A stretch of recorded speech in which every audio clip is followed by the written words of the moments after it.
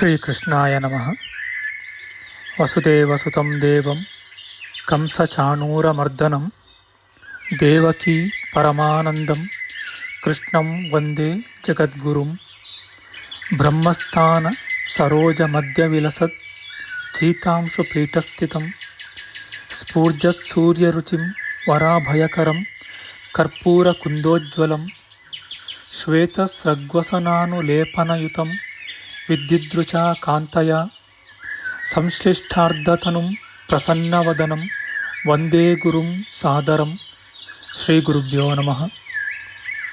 ಲಂಬೋದರಂ ಪರಮಸುಂದರಮೇಕದಂತಂ ರಕ್ತಾಂಬರಂ ತ್ರಿನಯನಂ ಪರಮಂ ಪವಿತ್ರಂ ಉದ್ಯದ್ದಿವಾಕರ ಕರೋಜ್ವಲಕಾಯಕಾಂತಂ ವಿಘ್ನೇಶ್ವರಂ ಸಕಲವಿಘ್ನಹರಂ ನಮಾಮಿ.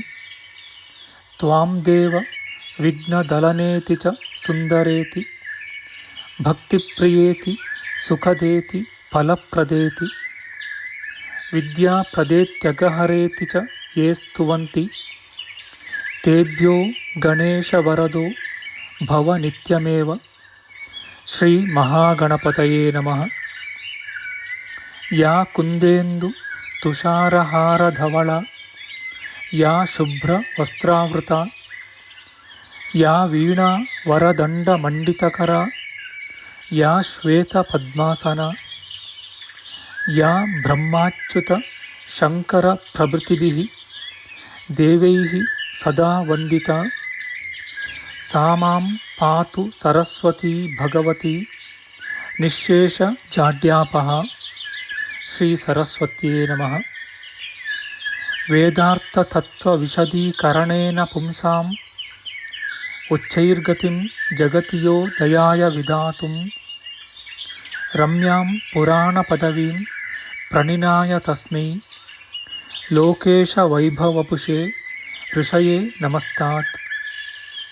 ತಸ್ಮೈ ವ್ಯಾಸಾಯ ಮುನಯೇ ಸರ್ವಜ್ಞಾಯ ಮಹರ್ಷಯೇ ಪರಾಶರ್ಯಾಯ ಶಾಂತಾಯ ನಮೋ ನಾರಾಯಣಾತ್ಮನೆ. ಶ್ರೀ ವ್ಯಾಸಾಯ ನಮಃ. ನಾರಾಯಣಂ ನಮಸ್ಕೃತ್ಯ ನರಂ ಚೈವ ನರೋತ್ತಮಂ ದೇವೀಂ ಸರಸ್ವತೀಂ ವ್ಯಾಸಂ ತತೋ ಜಯಮುದೀರಯೇತ್. ಕನಕರುಚಿದುಕೂಲಃ ಕುಂಡಲೋಲ್ಲಾಸಿಗಲ್ಲಃ ಶಮಿತಭುವನಭಾರಃ ಕೋಪಿ ಲೀಲಾವತಾರಃ ತ್ರಿಭುವನ ಸುಖಕಾರಿ ಶೇಷಶಾಯೀ ಮುಕುಂದೋ ಪರಿಕಲಿತರಮಾಂಗೋ ಮಂಗಲಂ ನಸ್ತನೋತು. ನಮಾಮಿ ಗೋವಿಂದ ಪದಾರವಿಂದಂ ಸದೇಂದಿರಾನಂದನಮುತ್ತಮಾಡ್ಯಂ ಜಗಜ್ಜನಾನಾಂ ಹೃದಯ ಸನ್ನಿವಿಷ್ಟಂ ಮಹಾಜನೈಕಾಯನಮುತ್ತಮೋತ್ತಮಂ. ನಮಸ್ತೆ ಚಕ್ರಹಸ್ತಾಯ ಶಾಂಗಹಸ್ತಾಯ ತೇ ನಮಃ. ನಂದಹಸ್ತಾಯ ತೇ ವಿಷ್ಣೋ ಶಂಖಹಸ್ತಾಯ ತೇ ನಮಃ. ಓಂ ನಮೋ ವಾಸುದೇವಾಯ ನಮಃ ಸಂಕರ್ಷಣಾಯ ಚ ಪ್ರದ್ಯುಮ್ನಾಯ ನಮಸ್ತುಭ್ಯಂ ಅನಿರುದ್ಧಾಯ ತೇ ನಮಃ. ಅನಾಕಾರೋ ಮಹೋಜಾಶ್ಚ ಯಶ್ಚಾದೃಷ್ಟಗತಿರ್ದಿವಿ ಜಗತ್ಪೂಜ್ಯೋ ಜಗತ್ಪ್ರಾಣಂ ತಂ ವಾಯುಂ ಪ್ರಣಮಾಮ್ಯಹಂ. ವಾಯುರೂಪಿ ಪರಮಾತ್ಮನೇ ನಮಃ. ಪ್ರಿಯ ಬಾಂಧವರೇ, ನಮ್ಮ ಈ ಶ್ರೀ ಲಾಲೀಕೃಷ್ಣ ಚಾನಲ್ಗೆ ಸ್ವಾಗತ. ಹಿಂದಿನ ವಿಡಿಯೋದ ಮುಂದುವರಿದ ಭಾಗವಾದ ಇಂದಿನ ವಿಡಿಯೋದಲ್ಲಿ ನಾವು ಶ್ರೀಮದ್ ವಾಯು ಮಹಾಪುರಾಣದ ಪ್ರಥಮ ಖಂಡದ 52ನೆಯ ಅಧ್ಯಾಯದ ಉತ್ತರಾಂಶದ ವಿಚಾರ ಮಾಡೋಣ. ಈ ಅಧ್ಯಾಯದಲ್ಲಿ ಧ್ರುವಗತಿ ನಿರೂಪಣೆ, ಸೂರ್ಯಾದಿ ಗ್ರಹಗಳ ರಥಗಳು ವಾತ ರಶ್ಮಿಗಳಿಂದ ಬದ್ಧವಾಗಿ ಧ್ರುವಾಧೀನವಾಗಿರುತ್ತವೆ. ಆ ಧ್ರುವನು ಶಿಂಶುಮಾರ ಮೂರ್ತಿಯ ಅಧೀನದಲ್ಲಿರುವನು ಎಂಬ ವಿಚಾರ ಮಾಡೋಣ. ಶ್ರೀಕೃಷ್ಣಾಯ ನಮಃ. ಸೂತಮುನಿಯು ಮುಂದುವರಿಸಿ ಹೇಳುತ್ತಾರೆ, ಸ್ವಧಾರೂಪವಾದ ಅಮೃತವನ್ನು ಪಾನ ಮಾಡುವ ಸಮಸ್ತವಾದ ಪಿತೃಗಳು ಸೌಮ್ಯರು, ಬರ್ಹಿಷದರು, ಅಗ್ನಿಶ್ವಾತ್ತರು, ಕವ್ಯರು ಎಂಬುದಾಗಿ 4 ವಿಧರಾಗಿರುವರು, 4 ಪಂಗಡವಾಗಿರುವರು. ಪಂಚ ಸಂವತ್ಸರಾಭಿಮಾನಿಗಳು ಕವ್ಯರೆಂದು, ಋತುಗಳ ಅಭಿಮಾನಿಗಳು ಸೌಮ್ಯರೆಂದು, ಮಾಸಾಭಿಮಾನಿಗಳು ಬರ್ಹಿಷದರೆಂದು, ಪಕ್ಷಾಭಿಮಾನಿಗಳು ಅಗ್ನಿಶ್ವಾತ್ತರೆಂದು, ಬ್ರಾಹ್ಮಣರು ಪಿತೃಗಳನ್ನು ಪ್ರತಿ ಸರ್ಗದಲ್ಲಿಯೂ ಇರುವರೆಂದು ಹೇಳುವರು. ಪಿತೃಗಳು ಅಮಾವಾಸ್ಯೆಯಲ್ಲಿ ಅವಶಿಷ್ಟ ಕಲೆಯನ್ನು ಪಾನ ಮಾಡಲಾಗಿ ಯಾವಾಗ 15ನೆಯ ಭಾಗವು ಸಂಪೂರ್ಣವಾಗಿ ನಾಶವಾಗುವುದಿಲ್ಲವೋ ಆಗ ಅಮಾವಾಸ್ಯೆಯಾಗುವುದಿಲ್ಲ. ಅಮಾವಾಸ್ಯೆಯಲ್ಲಿ 16ನೆಯ ಕಲೆಯು ನಾಶವಾಗುವುದು.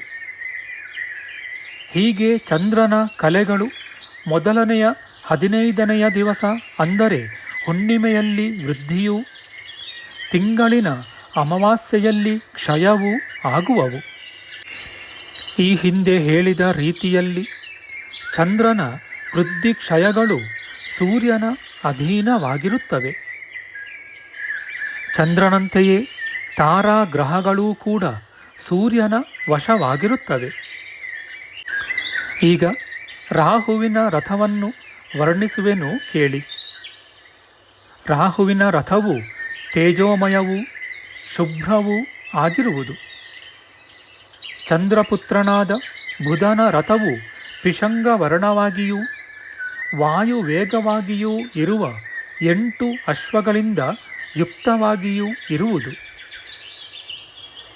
ಬುಧನ ರಥವು ಶಾಸ್ತ್ರಾಧಾರವಾದ ಲೋಹಮಯ ಪೆಟ್ಟಿಗೆಯಿಂದ ಮಂಡಿತವೂ, ರಥಾಧಾರವಾದ ಅಚ್ಚಿನಿಂದ ಯುಕ್ತವೂ, ಸಾರಥಿ ವಿಶಿಷ್ಟವೂ, ಮಹತ್ತು, ಬಾಣ ಬತ್ತಳಿಕೆಗಳಿಂದ ಭೂಷಿತವೂ, ಧ್ವಜ ಪತಾಕಾಲಂಕೃತವೂ, ಮೇಘ ಸಮಾನವಾದ ಕಾಂತಿಯುಕ್ತವೂ ಸುಂದರವೂ ಆಗಿದೆ.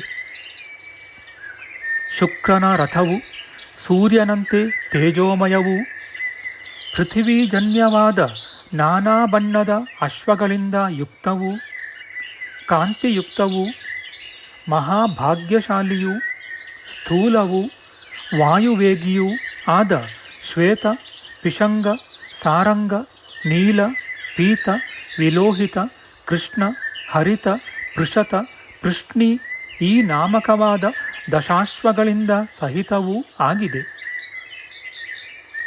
ಸೋಮದೇವನ ರಥವು ಅಷ್ಟಾಶ್ವಯುಕ್ತವೂ, ಸುವರ್ಣಮಯವೂ, ಕಾಂತಿಯುಕ್ತವೂ, ಅಸಂಗವೂ, ಅಗ್ನಿಸಮವೂ, ಸರ್ವತ್ರ ಸಂಚಾರಿಯೂ, ರಕ್ತವರ್ಣವೂ ಆದ ಅಶ್ವಗಳಿಂದ ಮಂಡಿತವೂ ಆಗಿದೆ.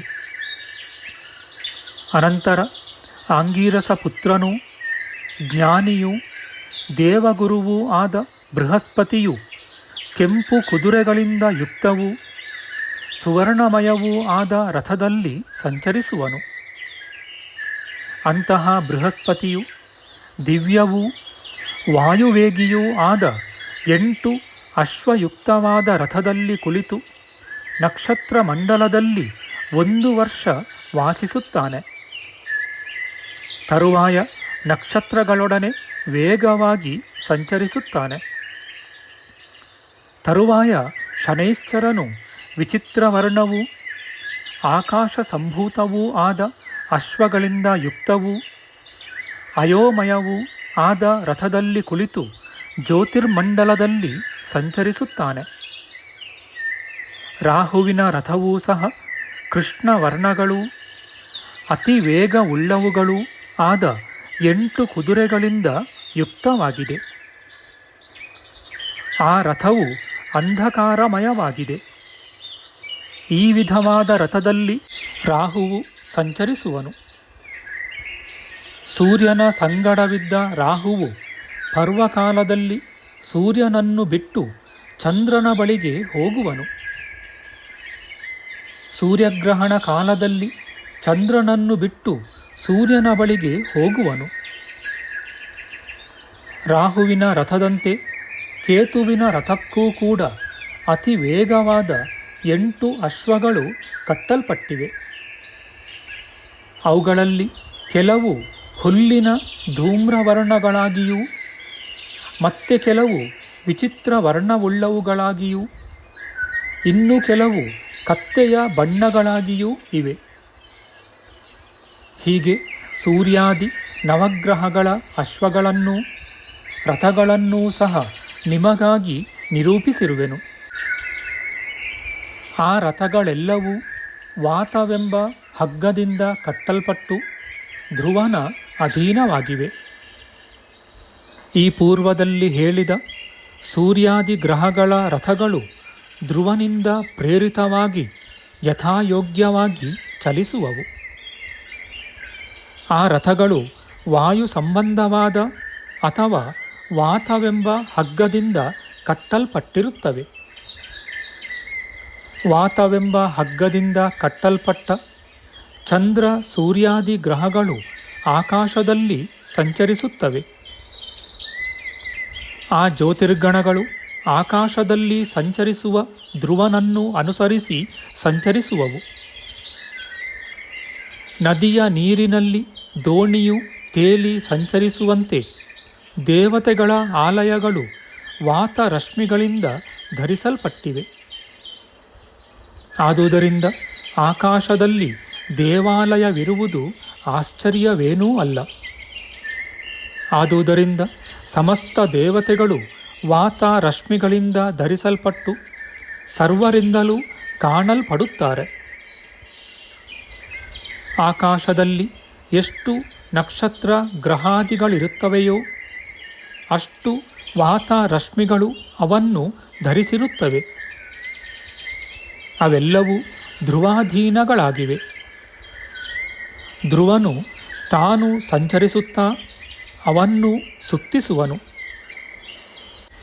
ಎಣ್ಣೆಯನ್ನು ತೆಗೆಯುವ ಯಂತ್ರದ ಚಕ್ರವು ತಿರುಗುತ್ತಾ ಇತರ ಭಾಗಗಳನ್ನು ತಿರುಗಿಸುವಂತೆ ಧ್ರುವನು ಸಂಚರಿಸುತ್ತಾ ವಾತಬದ್ಧವಾದ ಜ್ಯೋತಿರ್ಗಣವನ್ನು ಸಂಪೂರ್ಣವಾಗಿಯೂ ಸುತ್ತಿಸುತ್ತಾನೆ.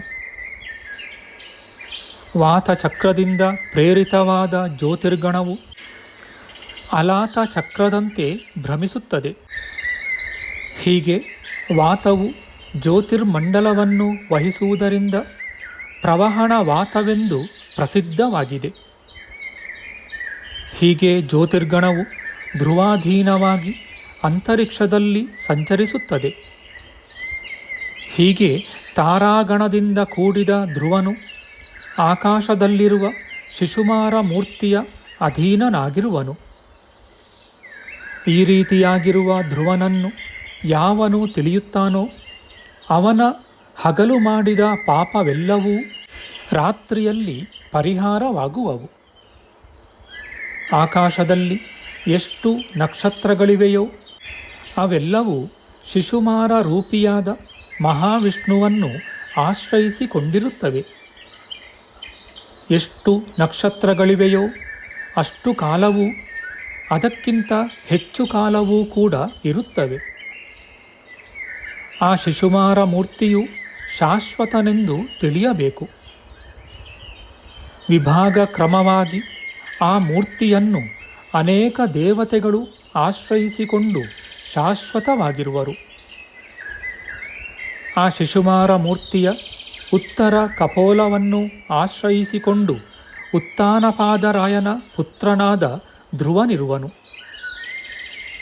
ಯಜ್ಞಪುರುಷನು ಆ ಮೂರ್ತಿಯ ಅಧರೋಷ್ಠದಲ್ಲಿಯೂ ಯಮಧರ್ಮನು ಶಿರಸ್ಸಿನಲ್ಲಿಯೂ ನಾರಾಯಣನು ಹೃದಯದಲ್ಲಿಯೂ ಅಶ್ವಿನಿ ದೇವತೆಗಳು ಪೂರ್ವ ಪಾದಗಳಲ್ಲಿಯೂ ವರುಣನು ಪಶ್ಚಿಮ ಪಾದಗಳಲ್ಲಿಯೂ ಸೂರ್ಯನು ಊರುವಿನಲ್ಲಿಯೂ ಸಂವತ್ಸರವು ಲಿಂಗದಲ್ಲಿಯೂ ಮಿತ್ರನು ಗುದದಲ್ಲಿಯೂ ಅಗ್ನಿ ಮಹೇಂದ್ರ ಮರೀಚಿ ಕಶ್ಯಪ ಧ್ರುವ ತಾರಾಗಣ ಇವು ಪುಚ್ಛದಲ್ಲಿಯೂ ಇರುತ್ತವೆ. ಕಶ್ಯಪ ಧ್ರುವ ತಾರಕ ಶಿಶುಮಾರ ಈ ನಾಲ್ವರೂ ಶಾಶ್ವತವಾಗಿರುತ್ತಾರೆ, ಅಸ್ತಮಾನರಾಗುವುದಿಲ್ಲ. ಚಂದ್ರ ಸೂರ್ಯರು ನಕ್ಷತ್ರ ಗ್ರಹಗಳು ಸಾಮಾನ್ಯ ತಾರೆಗಳು ಇವರ ಗಣಗಳು ಒಬ್ಬರಿಗೊಬ್ಬರು ಹಿಂದು ಮುಂದಾಗಿಯೂ ಮಂಡಲಾಕಾರವಾಗಿಯೂ ಆಕಾಶದಲ್ಲಿ ಭ್ರಮಿಸುತ್ತಾರೆ. ಧ್ರುವನನ್ನು ಆಶ್ರಯಿಸಿರುವ ಗ್ರಹಗಳೆಲ್ಲವೂ ಧ್ರುವನನ್ನೇ ಆಶ್ರಯಿಸಿಕೊಂಡು ಪ್ರದಕ್ಷಿಣಾಕಾರವಾಗಿ ತಿರುಗುತ್ತವೆ. ಆ ಗ್ರಹಗಳು ಧ್ರುವನನ್ನು ವೃದ್ಧಿಗೊಳಿಸಿ ಅವನಿಂದಲೇ ತಾವೂ ವೃದ್ಧಿ ಹೊಂದಿ ಆಕಾಶದಲ್ಲಿ ಸಂಚರಿಸುತ್ತವೆ. ಧ್ರುವ, ಅಗ್ನಿ, ಕಶ್ಯಪ ಇವರಲ್ಲಿ ಧ್ರುವನೇ ಶ್ರೇಷ್ಠನೆಂದು ಪ್ರಸಿದ್ಧವಾಗಿದೆ. ಆ ಧ್ರುವನೊಬ್ಬನೇ ಮೇರುಗಿರಿಯ ಶಿಖರದಲ್ಲಿ ಮಂಡಲಾಕಾರವಾಗಿ ತಿರುಗುತ್ತಾನೆ. ಈ ಧ್ರುವರಾಯನು ಮೇರುವಿನ ಮೇಲ್ಭಾಗದಲ್ಲಿ ಇದ್ದುಕೊಂಡು ಕೆಳಭಾಗದಲ್ಲಿನ ಜ್ಯೋತಿರ್ಮಂಡಲವನ್ನು ಬಗ್ಗಿ ನೋಡುತ್ತಾ ಎಳೆದುಕೊಂಡು ಮೇರುವನ್ನು ಪ್ರದಕ್ಷಿಣಾಕಾರವಾಗಿ ಸುತ್ತುತ್ತಾನೆ. ಇತಿ ಶ್ರೀ ಮಹಾಪುರಾಣೆ ವಾಯುಪ್ರೋಕ್ತೆ ಧ್ರುವಚರ್ಯಾನಾಮ 250ತಮೋಧ್ಯಾಯ. ಶ್ರೀಕೃಷ್ಣಾರ್ಪಣಮಸ್ತು. ನಮ್ಮ ಮುಂದಿನ ವಿಡಿಯೋದಲ್ಲಿ ನಾವು ಶ್ರೀಮದ್ ವಾಯು ಮಹಾಪುರಾಣದ ಪ್ರಥಮ ಖಂಡದ 53ನೆಯ ಅಧ್ಯಾಯವಾದ ಜ್ಯೋತಿರ್ಗಣ ನಿರೂಪಣೆ, ಸೂರ್ಯ, ಚಂದ್ರ, ಗ್ರಹ, ನಕ್ಷತ್ರ ಇವುಗಳ ಉತ್ಪತ್ತಿ, ಸ್ಥಾನಮಾನಗಳು, ಸ್ಥಿತಿಗತಿಗಳ ವಿಚಾರ ಮಾಡೋಣ. ಆಧ್ಯಾತ್ಮಿಕ ಚರ್ಚೆ ಮತ್ತು ವಿಚಾರ ವಿನಿಮಯಕ್ಕಾಗಿ ಶುರು ಮಾಡಿದ ಈ ಚಾನಲ್ನಲ್ಲಿ ನಾವು ಅಪ್ಲೋಡ್ ಮಾಡುವ ಎಲ್ಲ ವಿಡಿಯೋಗಳನ್ನು ಸಂಪೂರ್ಣವಾಗಿ ನೋಡಿ ನಿಮ್ಮ ಸಲಹೆಗಳನ್ನು ಕಮೆಂಟ್ ಬಾಕ್ಸ್ನಲ್ಲಿ ಬರೆಯಿರಿ. ಈ ಚಾನಲ್ಗೆ ಸಬ್ಸ್ಕ್ರೈಬ್ ಮಾಡಿ ಹಾಗೂ ಬೆಲ್ ಬಟನ್ ಒತ್ತಿ ನಾವು ಹಾಕುವ ಎಲ್ಲ ವಿಡಿಯೋಗಳನ್ನು ನೋಡಿ ಪ್ರೋತ್ಸಾಹಿಸಿ. ಕೃಷ್ಣಂ ನಾರಾಯಣಂ ವಂದೇ ಕೃಷ್ಣಂ ವಂದೇ ವ್ರಜಪ್ರಿಯಂ ಕೃಷ್ಣಂ ದ್ವೈಪಾಯನಂ ವಂದೇ ಕೃಷ್ಣಂ ವಂದೇ ಪೃಥಾಸುತಂ. ಶ್ರೀಕೃಷ್ಣಾಯ ನಮಃ.